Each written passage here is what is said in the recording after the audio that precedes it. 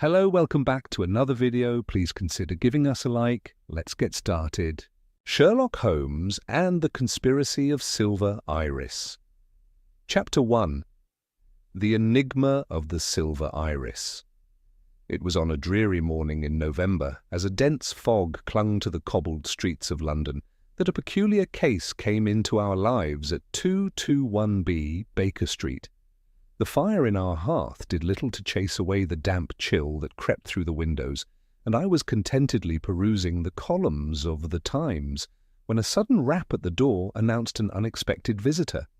Holmes, stretched languidly on the settee with his pipe between his lips, raised an eyebrow at the sound, but made no move to rise. "If you would, Watson," he murmured, his sharp grey eyes fixed upon the ceiling. "I dare say this will be of interest."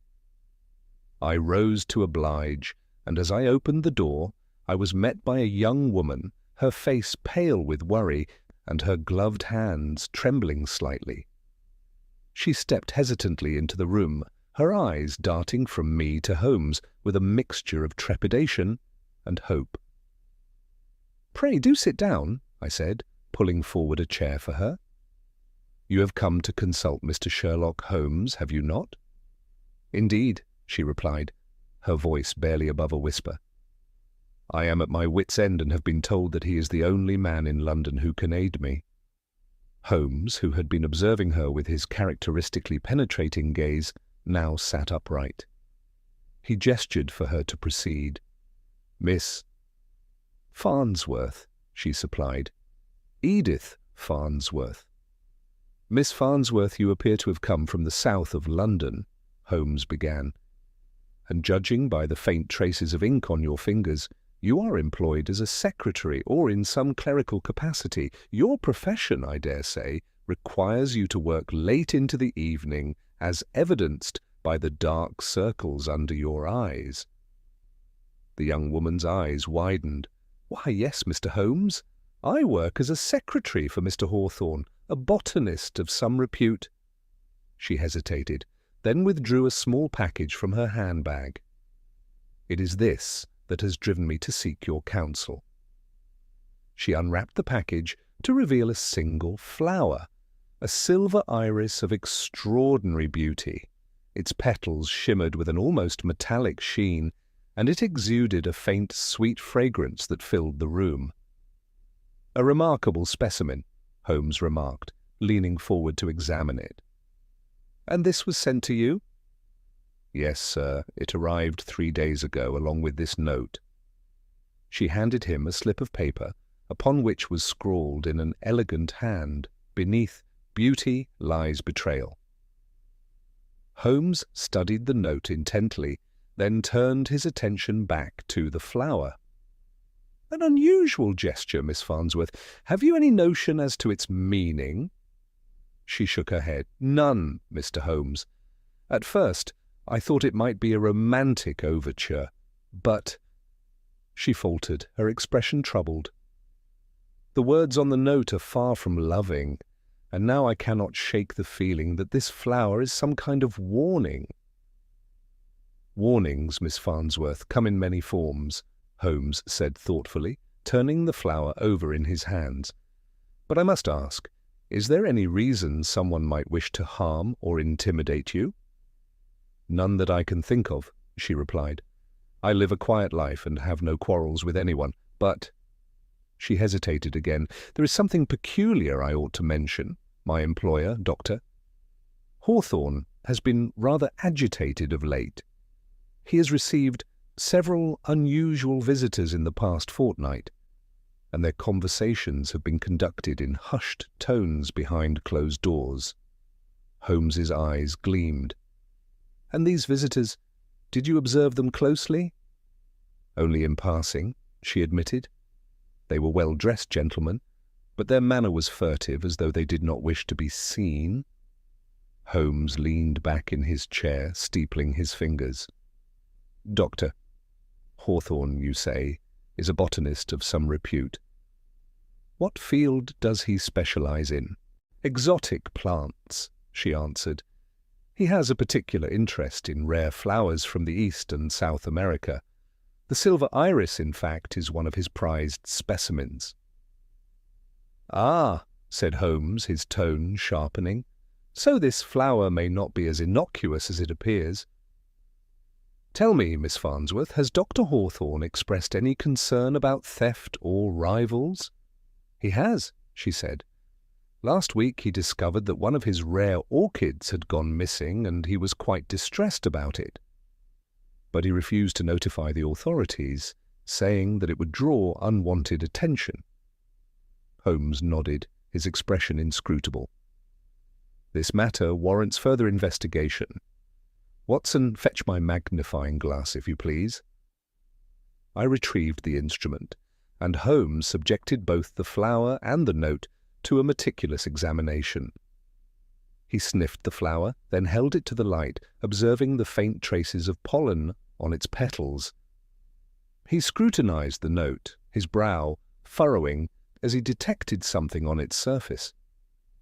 "A curious affair," he muttered. "The ink is of a type commonly used in official correspondence, and there are minute indentations on the paper, suggesting that the writer pressed heavily while composing the note. As for the flower, its provenance is evident, but the question remains, why send such a specimen, and to what end?" Miss Farnsworth's anxiety seemed to deepen as Holmes spoke. "Do you believe I am in danger, Mr. Holmes?" "It is too early to say," he replied. "But I shall endeavour to uncover the truth. For now I advise you to remain vigilant and report any further developments to me immediately." As she rose to leave, Holmes added, "And Miss Farnsworth, take care not to share the details of this matter with anyone, not even your employer. Discretion may prove to be your greatest safeguard." After she departed, Holmes turned to me with a look of quiet satisfaction. "Well, Watson, what do you make of it?" "A peculiar business," I admitted, "but I fail to see the connection between the flower and Miss Farnsworth's employer." "Ah, but the connection is there, I assure you," Holmes said, lighting his pipe. "The silver iris is no mere trinket. It is a deliberate message, one calculated to elicit fear or provoke action. The question is, who sent it, and why?" As he spoke, his eyes gleamed with the fire of a man who had caught the scent of a trail. I knew then that this case would lead us into yet another labyrinth of intrigue, where danger and deception lurked at every turn. What neither of us could foresee was how deep the mystery would run, or how deadly the consequences would prove to be. Chapter 2. A Macabre Discovery. The following morning dawned as grey and sullen as the last, with a pall of mist still clinging to the city like a shroud. Holmes, having risen unusually early, was deep in thought over the silver iris and the cryptic note left in our possession. I had barely begun to speculate aloud about Miss Farnsworth's peculiar visit when Mrs. Hudson entered, bearing a telegram. Holmes seized it eagerly, his sharp eyes scanning its contents. "Ah," he said, setting the paper down, "it appears our tranquil morning is to be disrupted, Watson. Lord Alistair Bentley has been found dead in his study, and the circumstances are most intriguing. Inspector Lestrade requests our immediate assistance." I hurriedly dressed, and within the hour we were rattling through the damp streets in a hansom cab. Holmes sat in silence, his face set in that familiar expression of intense concentration that always heralded the unravelling of some knotty problem.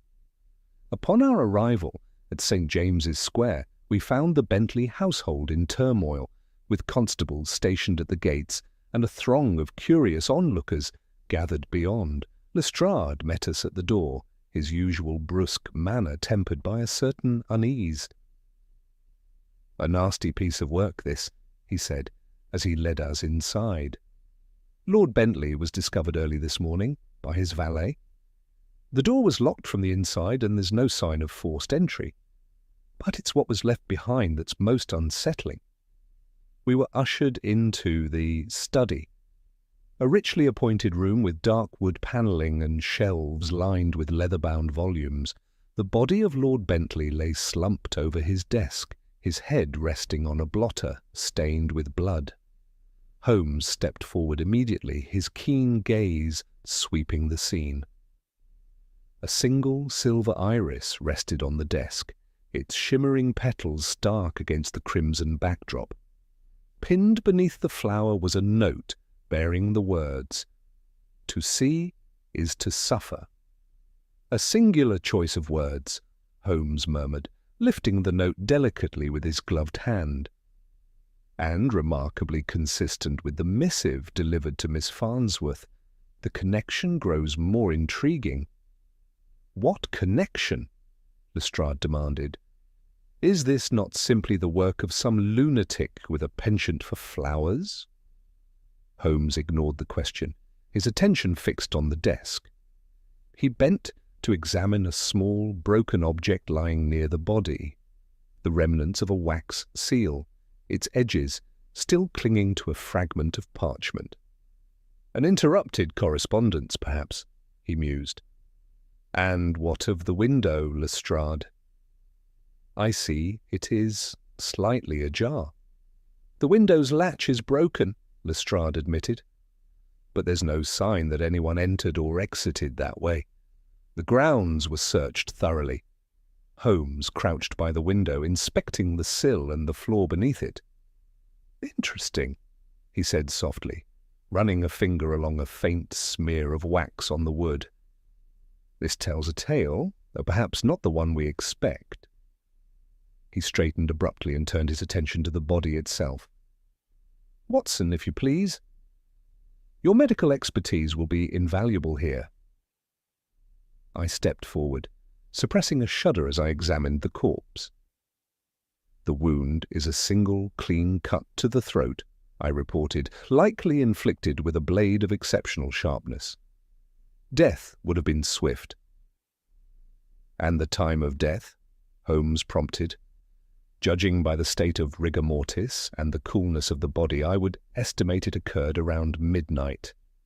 "Precisely what I expected," Holmes said, his lips curving into a faint smile. "Tell me, Lestrade, was anything taken from the room?" "Not as far as we can tell," the inspector replied. "Lord Bentley's personal effects appear undisturbed. The room was locked from the inside, as I mentioned, and the key was found in his pocket." "A locked room mystery, then," Holmes said, his tone one of quiet satisfaction. "But one with a solution that will soon be evident. Watson, observe the arrangement of the desk. Notice anything peculiar?" I studied the scene closely. "The inkstand has been overturned," I said, "and the papers beneath it are smudged. The blotter, too, shows signs of a hasty motion." "Precisely," Holmes said. "Lord Bentley was writing something at the time of the attack. The interruption was sudden and violent, but the question remains, what was he writing, and why?" As we pondered this, a maid entered with trembling hands to deliver a curious item to Lestrade, a small folded piece of paper found in Lord Bentley's bedroom. It was addressed simply to C.M. and contained a brief, cryptic message. "Our secret must remain buried." "A curious turn," Holmes remarked. "Lestrade, I suggest you investigate the identity of this C.M. at once. Meanwhile, I shall examine the origins of our floral clue." Lestrade looked dubious, but nodded. "And what about the valet?" he asked. "Should we question him further?" "By all means," Holmes replied. "But do so with care. Servants often know more than they reveal, though extracting the truth requires a delicate touch." Our work at the Bentley residence concluded for the moment, Holmes and I returned to Baker Street. The image of the silver iris haunted me, its shimmering petals a stark contrast to the blood-stained blotter upon which it had rested. Holmes, however, seemed invigorated, his mind clearly alight with possibilities. "Watson," he said, as we settled back into our sitting room, We are dealing with an adversary of no ordinary cunning. This is not the work of a mere madman. It is the calculated effort of a mind steeped in methodical malice. The question is, what connects Lord Bentley to the Silver Iris, and how does Miss Farnsworth's enigmatic visitor fit into the picture? I could offer no satisfactory answer, and Holmes did not press me further.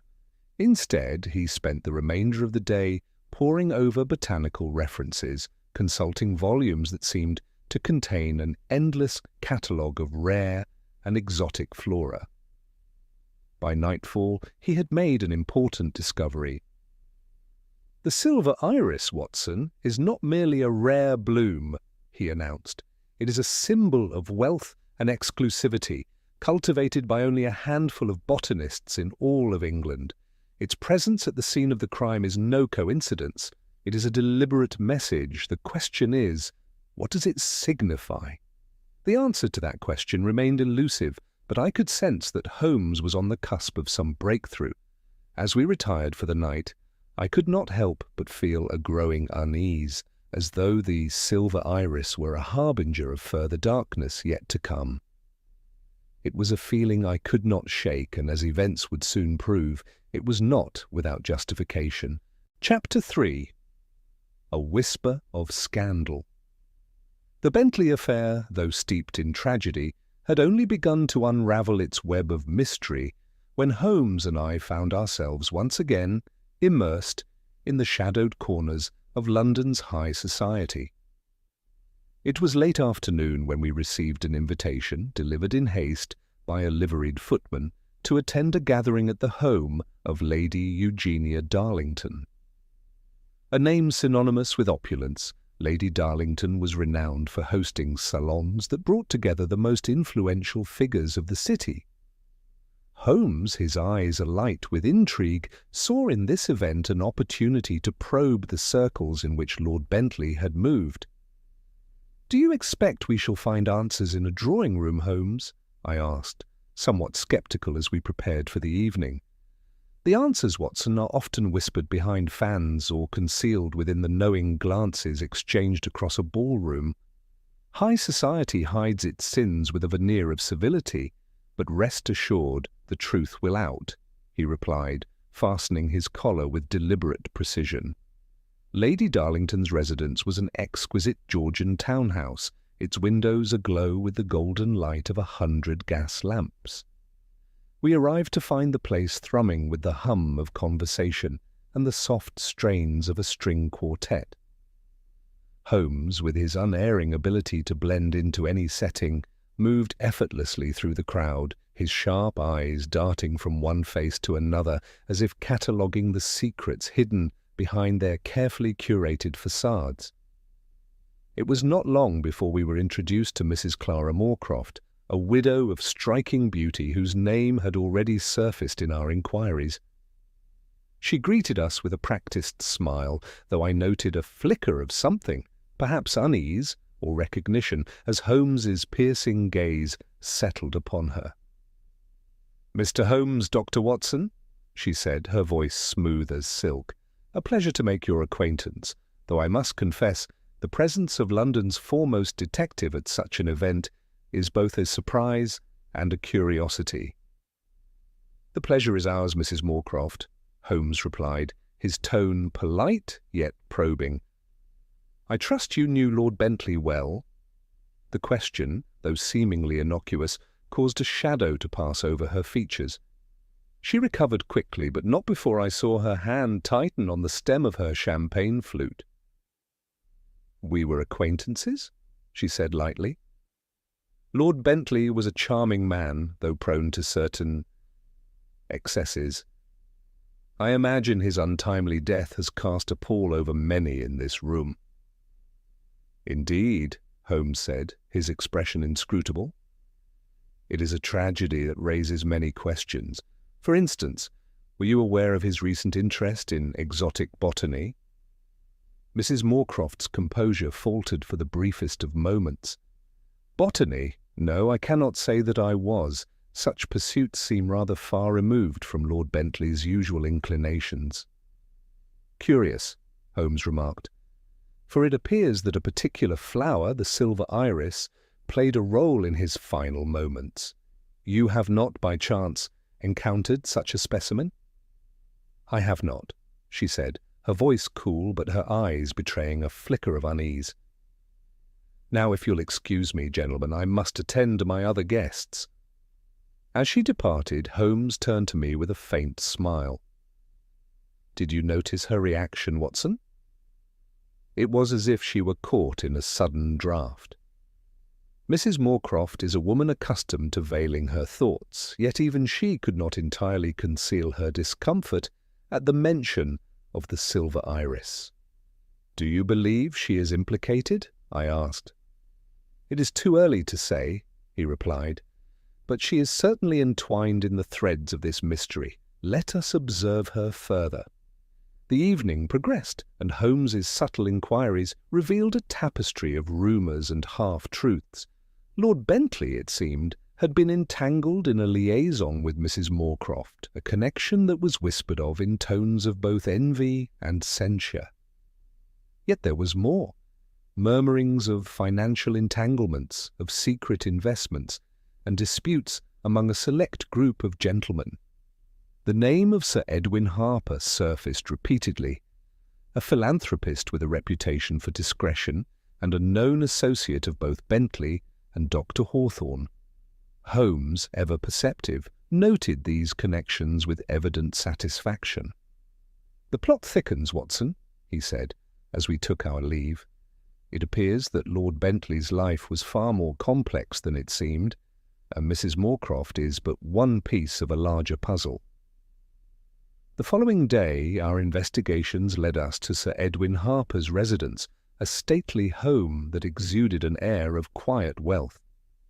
Sir Edwin, a man of advanced years and solemn demeanour, received us in his study.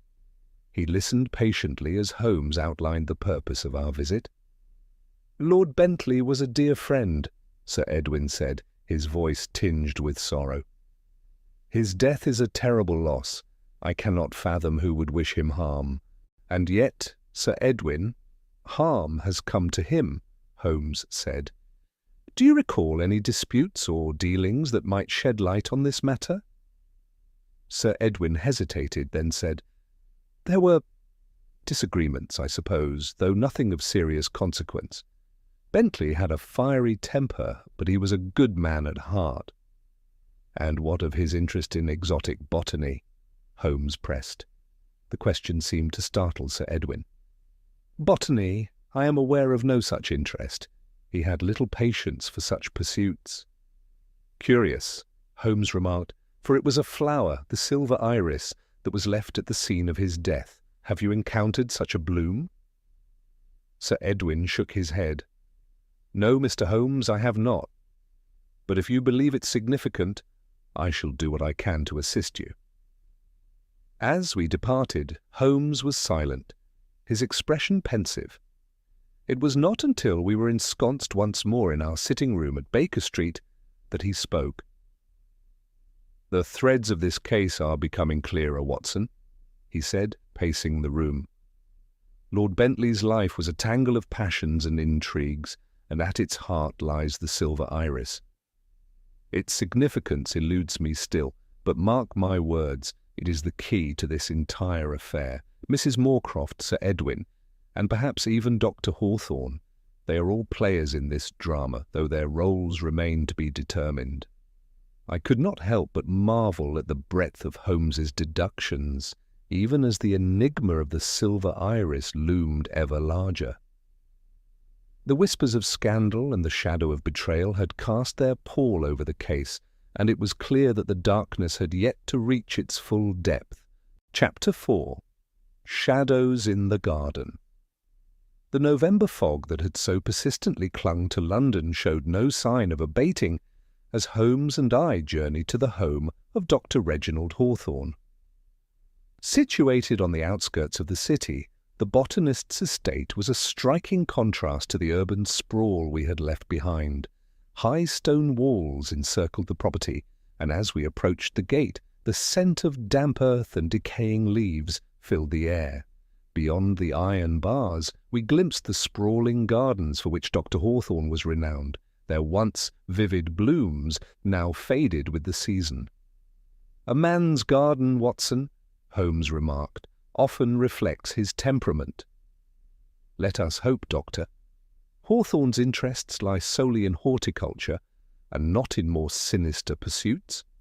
The gate creaked open at the touch of Holmes's hand, and we made our way up a winding path to the main house. The door was answered by a middle-aged servant whose expression betrayed no emotion beyond professional courtesy. He ushered us into a drawing-room where the good doctor awaited. Dr. Hawthorne was a wiry man of perhaps 50 years, his thinning hair combed back meticulously. His hands, calloused and bearing the faint stains of soil, bespoke a lifetime spent in the service of his passion. He rose to greet us, his sharp eyes alight with curiosity. "Mr. Holmes, Dr. Watson," he said, his voice clipped and precise. "I was informed of your visit by Miss Farnsworth.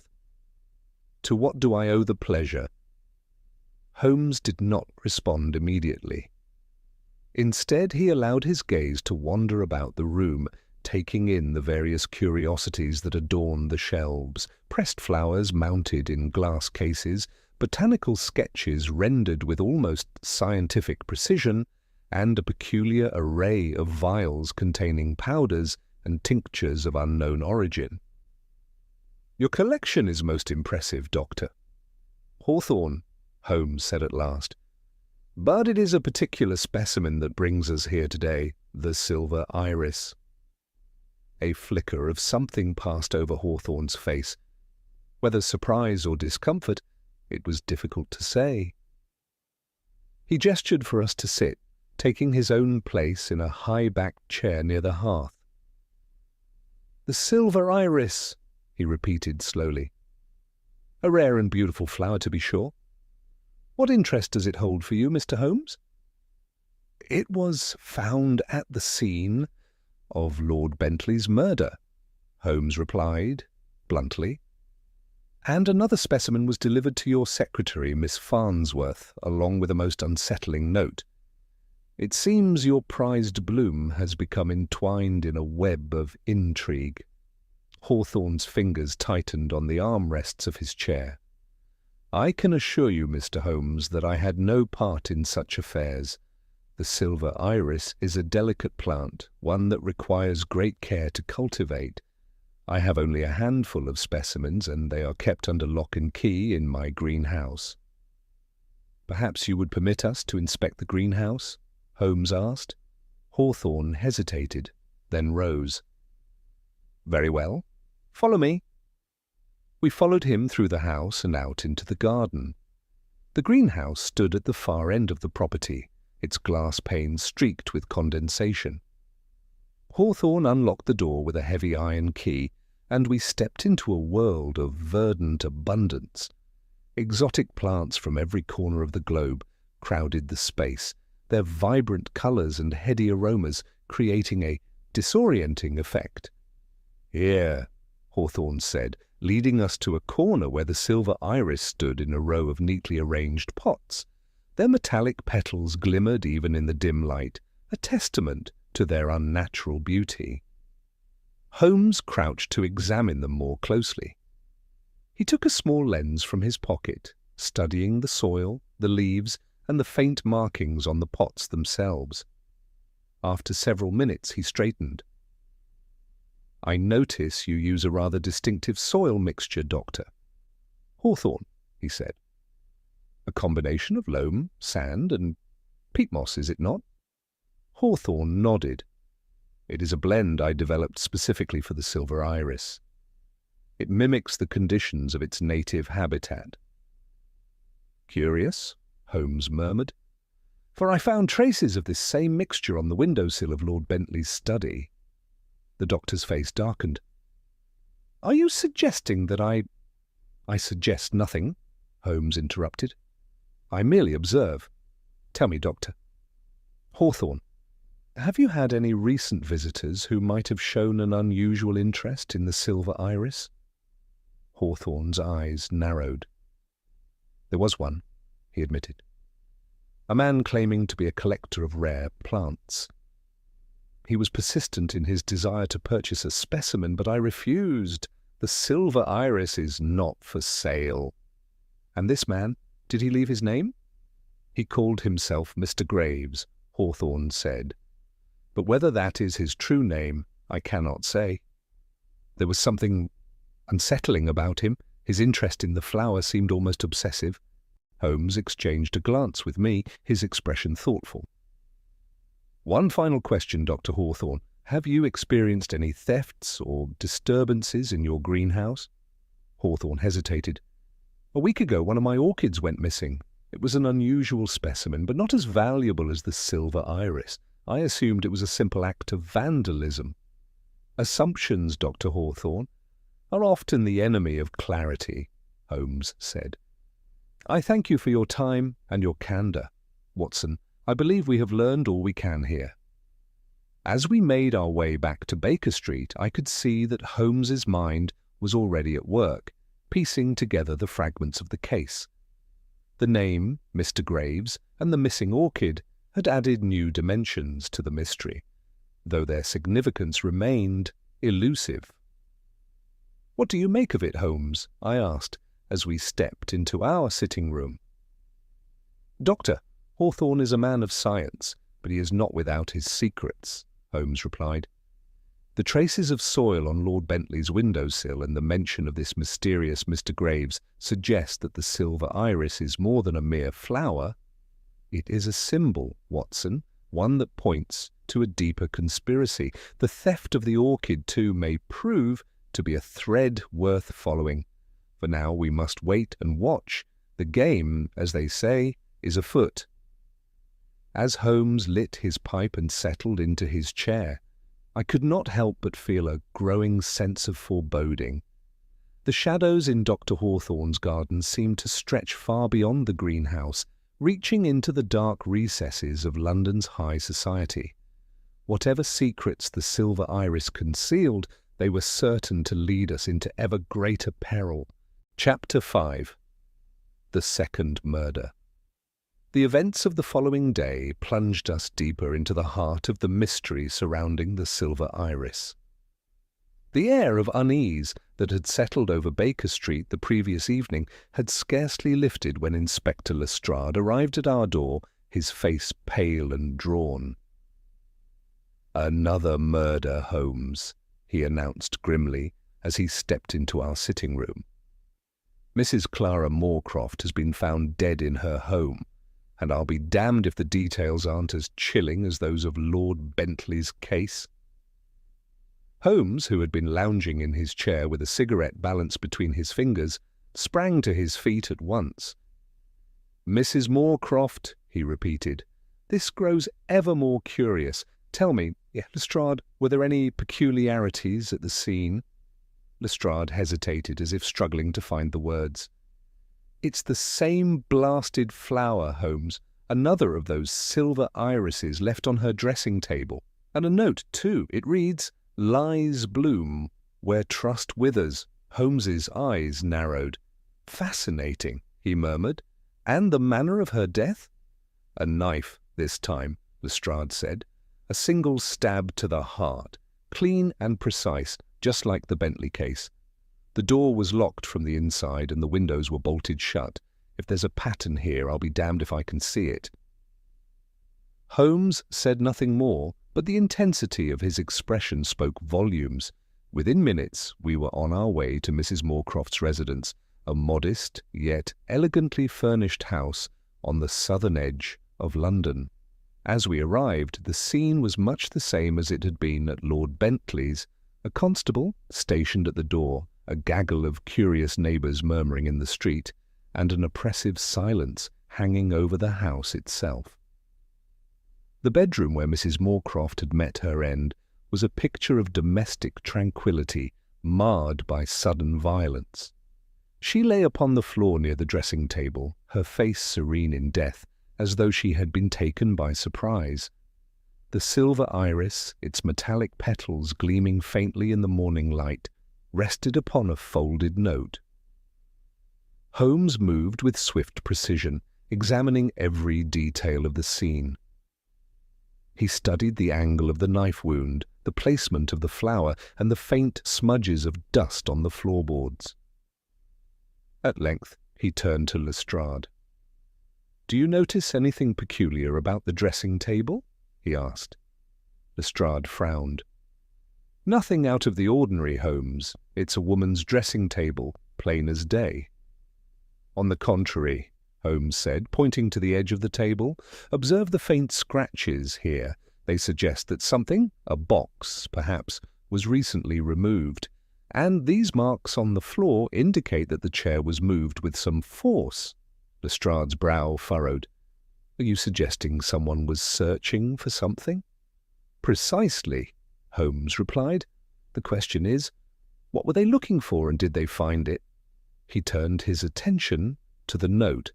Unfolding it carefully, he scrutinized the handwriting, his keen eyes taking in every detail. "The same hand as the previous note," he said. "Elegant, deliberate, and faintly suggestive of a continental education. Tell me, Lestrade, was anything else disturbed in the house?" "Not that we've found," Lestrade said. "Whoever did this was precise, just like before. No mess, no signs of struggle." "A professional, then," Holmes said, "and one who knew exactly what they were about." As Holmes continued his examination, I found my gaze drawn to the silver iris. Its strange, almost otherworldly beauty seemed incongruous in the grim setting of the murder scene. I could not help but feel that the flower itself was a clue, though its meaning remained frustratingly elusive. At length, Holmes straightened. "We have learned much here, Watson, though the full significance of these details is not yet apparent. Lestrade, I must trouble you to investigate Mrs. Moorcroft's recent correspondence. Look for any letters, notes, or receipts that might shed light on her associations." Lestrade nodded. "And what will you be doing, Holmes?" Holmes's lips curved into a faint smile. "I shall be pursuing a different thread of the tapestry, one that leads us to the heart of this conspiracy. Come, Watson, we have much to discuss." Back at Baker Street, Holmes's mood was one of quiet intensity. He paced the room, his hands clasped behind his back as he spoke. "The murders of Lord Bentley and Mrs. Moorcroft are linked not only by the silver iris, but by the deliberate manner in which they were carried out. The locked doors, the precision of the killings, and the cryptic notes all point to a mind of exceptional cunning. Yet there is more here than mere method. There is motive. And that motive, Watson, lies in the connections between our victims." "But what connection exists between Lord Bentley and Mrs. Moorcroft?" I asked. "Aside from their acquaintance in high society, I can see none." Holmes paused, his gaze fixed on the window. "Their connection, Watson, may not lie in their public lives, but in their private dealings. Lord Bentley's involvement in the trading company we uncovered was no coincidence, and Mrs. Moorcroft's reaction to the silver iris suggests she, too, was entangled in its affairs. The question is, what did they know, and why was it worth killing for?" Before I could respond, a knock at the door interrupted us.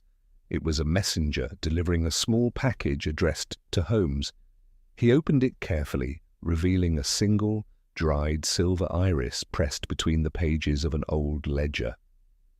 The ledger itself was stamped with the insignia of the defunct trading company we had uncovered days earlier. Holmes's eyes gleamed with excitement as he leafed through the pages. "Here it is, Watson," he said, "proof of transactions that link our victims to a web of financial intrigue. These entries correspond to the names of prominent individuals, including Sir Edwin Harper and Dr. Hawthorne. It seems our trading company was more than it appeared." "But what does this mean for the case?" I asked. "It means, Watson, that we are dealing with a conspiracy rooted in greed and betrayal. The silver iris is not merely a symbol, it is a message to those who have crossed a line, a warning, or perhaps a mark of retribution. and if we are to unravel this mystery, we must follow the trail wherever it leads, even into the darkest corners of London's high society. As Holmes spoke, I felt a chill run down my spine. The case had grown far more sinister than I had anticipated, and the shadows surrounding the silver iris seemed to deepen with every step we took. Yet I knew that with Holmes's brilliance leading the way, the truth, no matter how dark, would ultimately come to light. Chapter 6. A Key to the Puzzle. It was on a particularly frigid morning, as the frost clung to the window panes of 221B Baker Street, that the next piece of the puzzle fell into place. Holmes, having spent the better part of the night poring over the ledger that had mysteriously arrived the day before, now sat with a look of quiet triumph upon his face. His fingers drummed lightly against the arm of his chair, the only outward sign of the inner calculations that were undoubtedly taking place.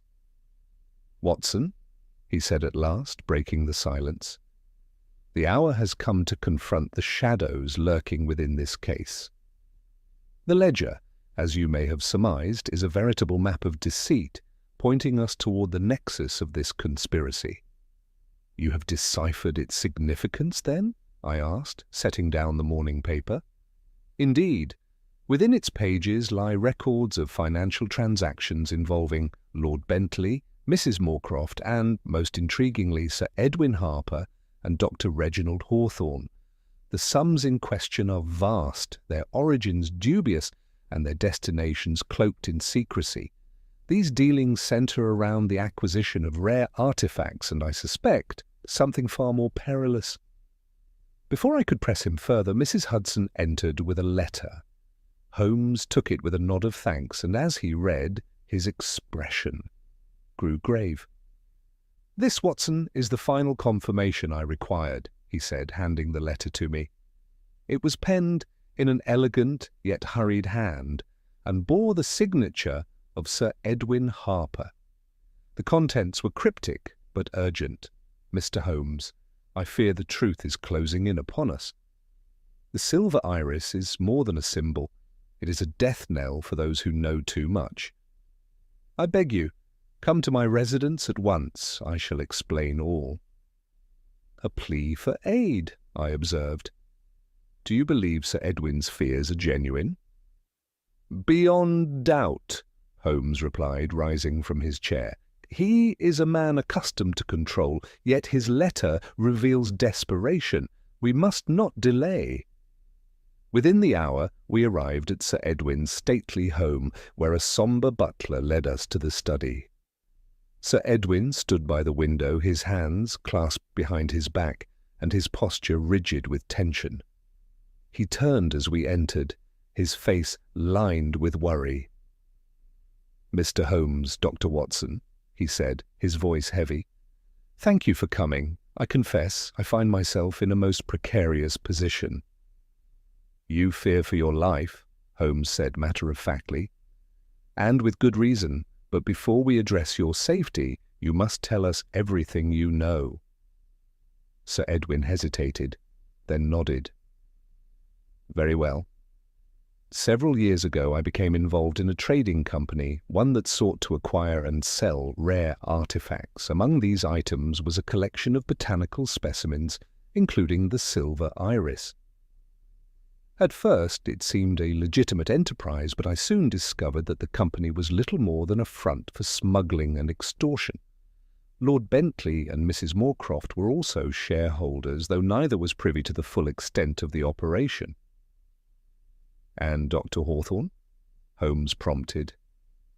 "He was approached as a consultant, given his expertise in exotic flora," Sir Edwin said. "But I suspect his role went far deeper. He developed a fascination with the silver iris, seeing it not only as a scientific marvel but as a symbol of power. The flower became the centerpiece of the company's dealings, its rarity lending it an air of mystique. But when disputes arose among the shareholders, threats began to surface." Holmes's eyes gleamed. "And these threats Did they culminate in action? They did, Sir Edwin said, his voice dropping to a whisper. When Lord Bentley sought to expose the operation, he was silenced.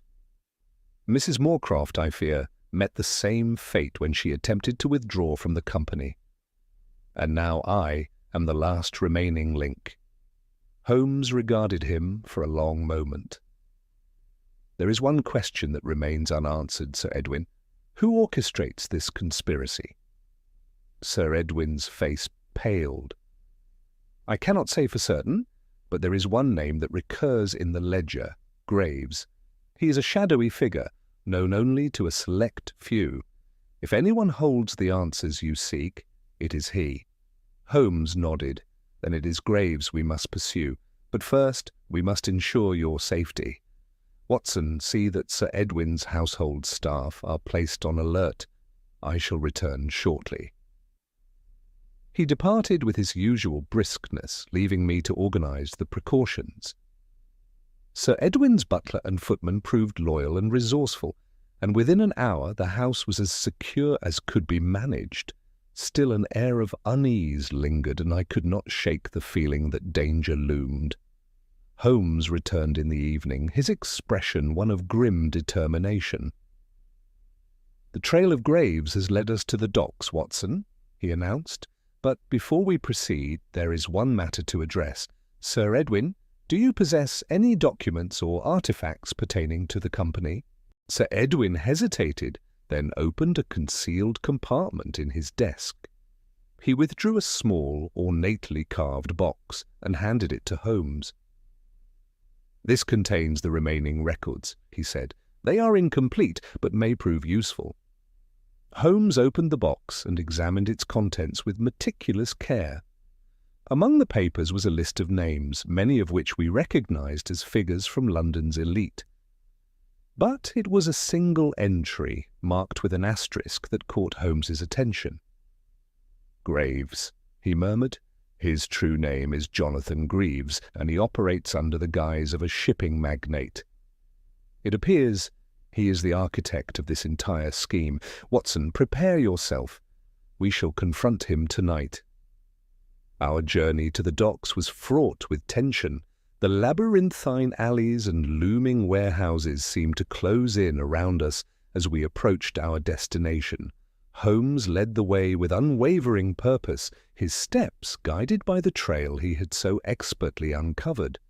At last we arrived at a dilapidated warehouse, its windows darkened and its doors ajar. Inside, the air was thick with the scent of salt and decay. Holmes motioned for silence as we crept forward, our footsteps muffled by the damp wooden floorboards. In the center of the warehouse, a single lantern cast a dim light over a table strewn with documents. Beside it stood a man of imposing stature, his face obscured by shadow. Holmes stepped into the light, his voice cutting through the silence. "Jonathan Greaves, or should I say Graves, the game is up. You have much to answer for." The man turned slowly, his expression one of cold amusement. "Mr. Holmes," he said, his voice smooth as silk, "I had wondered when you might arrive." What followed was a confrontation of words and wits, Holmes's deductions clashing with Greaves's veiled threats. The truth at last began to emerge.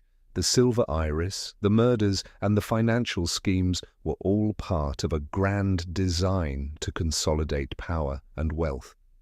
But as the tension reached its peak, the sound of footsteps echoed from the shadows, and we found ourselves surrounded. The case was far from over, and the dangers that lay ahead would test us as never before. Chapter 7. The Lure of the Trap. The chilling confrontation at the warehouse had left us both unnerved and resolute. Holmes, ever the master of strategy, had retreated to Baker Street to formulate his next move. It was evident that Jonathan Greaves, the enigmatic architect of the conspiracy, would not be easily ensnared. As we sat in the familiar warmth of our sitting room, the city outside cloaked in fog, Holmes's face betrayed a rare intensity of thought. "Watson," he began, his voice calm yet edged with purpose. "Our adversary is a man of considerable cunning, but he has made a crucial error. He believes himself beyond the reach of justice. That arrogance, my dear friend, shall be his undoing." "And how do you propose to trap him?" I inquired, eager to see the plan unfold. Holmes's lips curved into a faint smile. "By exploiting the very symbol he wields so arrogantly, the silver iris. It is both his calling card and his Achilles heel. We shall create an illusion, Watson, a ruse so compelling that Greaves will have no choice but to reveal himself." Over the next few hours, Holmes outlined his plan with meticulous detail. The newspapers were to carry a carefully planted story, one that would suggest a witness to the murders had come forward and was prepared to provide damning testimony. This fictitious witness, a merchant by the name of James Carter, would be staying at a secluded manor on the outskirts of London under police protection. It was a gambit fraught with risk, but Holmes was confident that Greaves, desperate to silence any loose ends, would take the bait. By nightfall, the trap was set. Lestrade, though initially sceptical, had agreed to assist in the operation. The manor was a derelict property owned by the police, its creaking timbers and overgrown gardens lending it an air of foreboding. Holmes and I arrived under cover of darkness, accompanied by a small contingent of officers who were stationed discreetly around the perimeter. "Watson," Holmes said as we surveyed the scene, "this night may test your mettle as few others have. Are you prepared?" "Always," I replied, though I confess my heart was pounding. We took our positions within the dimly lit drawing-room, where the stage had been set. A figure sat by the fire, his back to the door, the glow of the flames casting flickering shadows on the walls. This was our supposed witness, a dummy dressed in a merchant's attire, its silhouette convincing in the dim light. Holmes had gone to great lengths to create the illusion, even scattering a few personal effects around the room to suggest a hasty retreat. Hours passed in tense silence, the only sound the occasional creak of the house settling. My nerves were taut, every creak and rustle from the garden sending a jolt of anticipation through me. Holmes, by contrast, remained as still as a statue, his sharp eyes fixed on the doorway. It was nearing midnight when the moment came. A faint sound, the crunch of gravel beneath cautious footsteps, reached our ears. Holmes's hand tightened on my arm, a silent signal to remain alert. Moments later, the door creaked open and a figure stepped inside. The man was cloaked in shadow, but there was no mistaking the deliberate, predatory way he moved. He carried himself with the confidence of one accustomed to the shadows, his movements soundless as he approached the figure by the fire. For a moment, he paused as if listening for any sign of disturbance. Satisfied, he drew a blade from his coat and advanced. Holmes acted with lightning speed. In an instant he sprang from his hiding place, his voice ringing out with authority. "Jonathan Greaves, you are caught at last!" The man whirled around, his face contorted in shock and rage. Before he could react further, the room was flooded with light as Lestrade and his officers emerged from their positions, their pistols trained on the intruder. "It's over, Greaves," Lestrade said, stepping forward. "We've got you now." For a moment it seemed as though Greaves might resist. His hand tightened on the blade, his eyes darting toward the nearest window. But the realization of his predicament soon settled over him, and he dropped the weapon with a snarl of frustration. "You've been most thorough, Mr. Holmes," he said, his voice dripping with sarcasm. "But tell me, how did you know I would come?" Holmes's gaze was steely as he replied, "Your actions have been governed by a singular flaw, Mr. Greaves, an insatiable need for control. The moment you believed a witness might compromise your schemes, you could not resist the urge to eliminate them. Your confidence in your own invincibility blinded you to the possibility of deception." Greaves sneered, but said nothing further. He allowed himself to be led away in irons, his silence more telling than any protestation of innocence might have been. As the police secured the scene, Holmes and I lingered in the drawing-room. The fire, now burning low, cast a warm glow over his features, though his expression remained one of quiet contemplation. "It is not often, Watson," he said at last, "that a case resolves itself so neatly, yet I cannot help but feel a lingering unease." "Unease, Holmes?" I echoed. "Greaves has been apprehended, and his conspiracy dismantled. What more remains?" Holmes shook his head. "Greaves was but a part of this web. The silver iris, the murders, the financial schemes, they all point to a network far larger than one man. There are others, Watson, lurking in the shadows, their motives as yet concealed. Tonight we have won a battle, but the war is far from over." As we left the manor and made our way back to Baker Street, I could not shake the feeling that Holmes was right. The night air was heavy with the promise of further revelations, and the mystery of the silver iris seemed more complex than ever. Yet for the moment there was a sense of satisfaction in knowing that justice, however partial, had been served. Holmes, ever the realist, remained vigilant, his mind already turning to the threads that remained untied.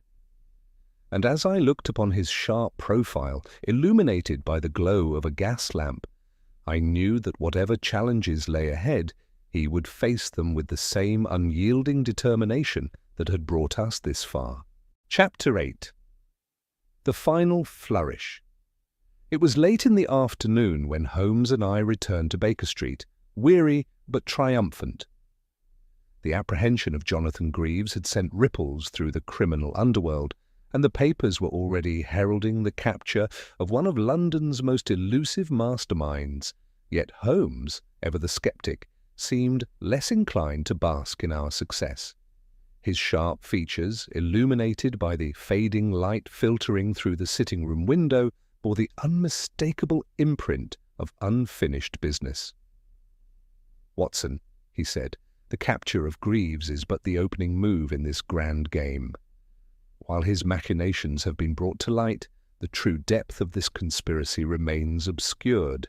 The silver iris, its meaning, its significance, has yet to be fully unravelled." "Surely Greaves's capture will unravel the rest," I ventured.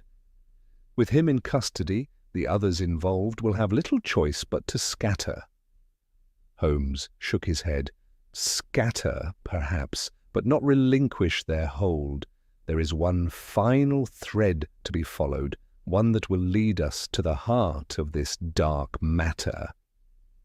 Before I could inquire further, Mrs. Hudson entered with a sealed envelope. Holmes opened it swiftly, his eyes narrowing as he read. "It is as I feared," he said, handing me the note. It was brief and unsigned, but its meaning was clear. "The iris blooms in shadows. You have cut the stem, but the roots remain. Beware." "A warning," I said, feeling a chill run down my spine. "No, Watson," Holmes corrected, a challenge. "Whoever orchestrates this conspiracy has revealed their hand. They taunt us, knowing full well that we are now too deeply enmeshed to turn back.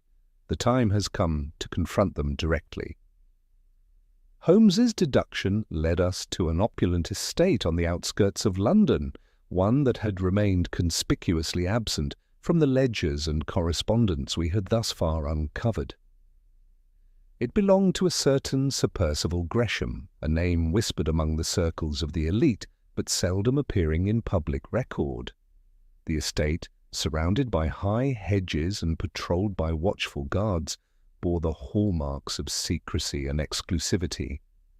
Holmes and I arrived under the guise of tradesmen delivering a consignment of rare botanical specimens.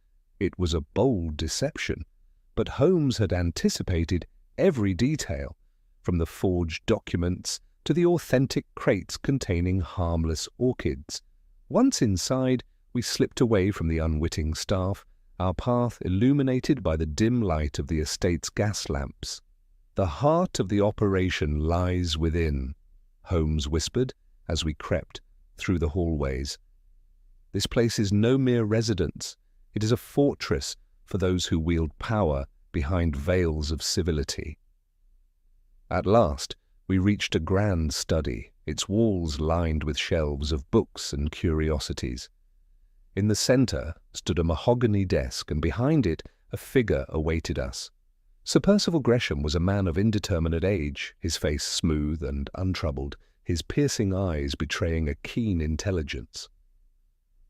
"Mr. Holmes," he said, his tone one of amusement, "you have proven most persistent. Few men would dare to venture this far.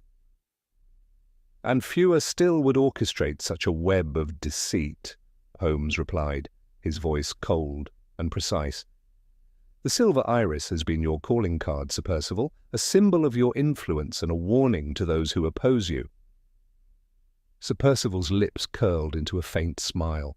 "A symbol, yes, but it is more than that, Mr. Holmes. The silver iris represents control, order, and the power to shape the course of events. Those who understood its significance were given a choice, to stand with us or be swept aside. And those who refused, Holmes said, met with untimely ends. Lord Bentley, Mrs. Moorcroft, and how many others? They were casualties of their own hubris, Sir Percival said, his tone icy. They sought to undermine what we have built, to expose what must remain hidden. Their fate was inevitable. You speak as though their lives were mere obstacles, Holmes said, his voice sharp.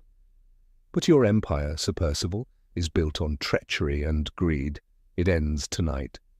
Sir Percival's expression darkened. You overestimate your position, Mr. Holmes. Even if you leave this estate alive, you will find that our reach extends far beyond these walls. At that moment, a hidden door opened, and several armed men entered the room. I felt a surge of panic, but Holmes remained calm, his gaze fixed on Sir Percival. Do not mistake caution for cowardice, Holmes said evenly. My presence here is known to the authorities. Even now Lestrade and his men are closing in. Surrender, and perhaps some measure of leniency will be afforded you. Sir Percival hesitated, his confidence faltering for the first time. Before he could respond, a commotion erupted outside. Shouts and the sound of boots on gravel signalled the arrival of the police.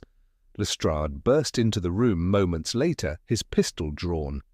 It's over, Gresham, Lestrade declared. Your men are subdued, and your secrets will soon see the light of day. Sir Percival, seeing no escape, raised his hands in a gesture of surrender. His calm facade cracked, revealing the fury beneath. You have won this battle, Mr. Holmes, he said, but the war is far from over. Holmes said nothing, his eyes cold and unyielding as the man was led away. In the aftermath, as the estate was searched and its secrets laid bare, Holmes and I returned to Baker Street. The case of the silver iris had reached its conclusion, yet the sense of finality eluded me. Holmes, as ever, seemed untroubled by the lingering questions. Justice, Watson, he said as he lit his pipe, is seldom absolute. What matters is that those who sought to wield power without accountability have been unmasked.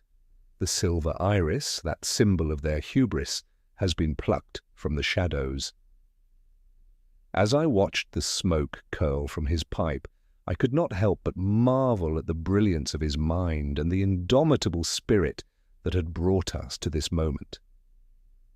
The case was closed, but the memory of the silver iris, with its shimmering petals and dark connotations, would linger long in my mind, a testament to the depths of human ambition and the price of its pursuit. The end. Thank you so much for watching. If you like the story, please subscribe to the channel. Your unwavering support keeps me motivated